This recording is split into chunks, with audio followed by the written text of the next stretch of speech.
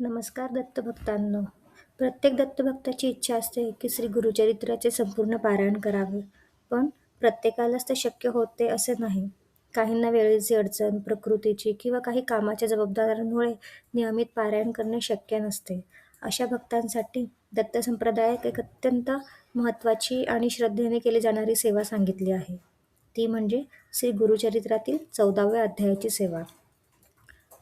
अध्याय 14 इतका सिद्ध आणि महत्त्वाचा का मानला जातो? तो कोणत्या प्रसंगी वाचला जातो? त्याची सेवा कशी करायची? आणि अध्याय 18 सोबत त्याचा काय संबंध आहे? चला बघूया. अध्याय 14चे महत्त्व. श्री गुरुचरित्रातील 14वा अध्याय दत्तभक्तांमध्ये अत्यंत सिद्ध आणि प्रभावी अध्याय म्हणून ओळखला जातो. या अध्यायात नेमके आहे तरी काय?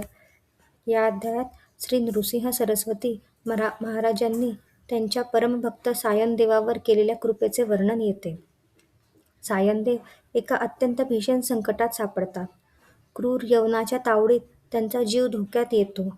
पण त्या कठीण प्रसंगी श्री गुरूंची कृपा त्यांच्या पाठीशी उभी राहते आणि ते त्या संकटातून सुखरूप बाहेर पडतात.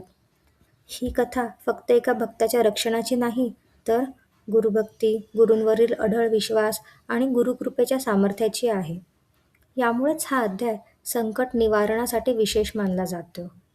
आता हा अध्याय कधी वाचायचा? तर अनेक भक्त जीवनात मोठे संकट आले की श्रद्धेने या अध्यायाची सेवा करतात. जसे की अचानक कोर्ट कचेरीचे संकट आले, नोकरीमध्ये गंभीर अडचण निर्माण झाली असेल, किंवा जीवावर बेतणारी परिस्थिती निर्माण झाली असेल, किंवा कोणत्याही प्रकारचे मोठे संकट आले असेल. अशा वेळी अनेक भक्त श्रद्धेने अध्याय 14चे वाचन करतात. इतकेच नाही, जर कोणाकडून विनाकारण मानसिक किंवा शारीरिक त्रास होत असेल, शत्रुपीडा जाणवत असेल, मनात सतत भीती, नैराश्य किंवा अपयशाची भावना असेल, किंवा अनेक प्रयत्न करूनही एखादे महत्त्वाचे काम पूर्ण होत नसेल, अशा वेळीही भक्त श्रद्धेने या अध्यायाची सेवा करतात. आता सेवा करतात, पण सेवा करायची कशी? तर ज्यांना संपूर्ण श्री गुरुचरित्राचे पारायण करणे शक्य नाही, ते श्रद्धेने फक्त 14वा अध्यायही वाचू शकतात. अनेक दत्तभक्त रोज सकाळी किंवा संध्याकाळी स्नान करून दिवा लावून शांत मनाने हा एक अध्याय नित्य वाचतात. काही जण विशिष्ट संकल्पही करतात, जसे की 11 वेळा, 21 वेळा. आणि काही जण गुरुचरित्र पारायणाच्या सप्ताहात रोज एक असा 14व्या अध्यायाचा पाठ करतात. किंवा रोज 3 किंवा 7 करूनही आपण 11 पाठाचे हे आवर्तन पूर्ण करू शकतो. आता अध्याय 18 सोबत याचा काय संबंध आहे? अनेक दत्तभक्त अध्याय 14 आणि 18 असे वाचतात.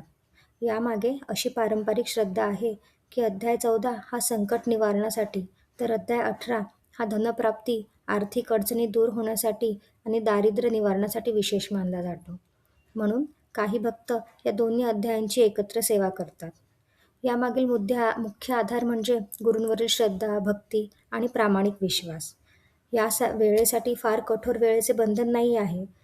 आपण केव्हाही सकाळी किंवा संध्याकाळी ही सेवा करू शकतो. सेवा करताना पूर्ण श्रद्धा ठेवून सेवा करावी. सेवेत मद्यपान आणि मांसाहार टाळण्याचाही नियम आहे. आणि महिलांबाबत संपूर्ण गुरुचरित्र पारायणाबाबत वेगवेगळी मते आढळतात. परंतु अनेक भक्तांच्या परंपरेनुसार आणि अनुभवानुसार महिलाही श्रद्धेने 14वा अध्याय वाचनाचे पठण करू शकतात. चला तर मग या सप्ताहात गुरुचरित्र पारायण शक्य नसले तरी आपण मनोभावे रोज अध्याय 14चे पठण या पूर्ण सप्ताहात करू शकतो. आणि त्यासोबत ज्यांची इच्छा असेल त्यांनी 14 आणि 18 या दोघांचेही पठण करू शकतात. माहिती आवडल्यास व्हिडिओला लाईक करा, चॅनलला सबस्क्राईब करा. तोपर्यंत श्री गुरुदेव दत्त.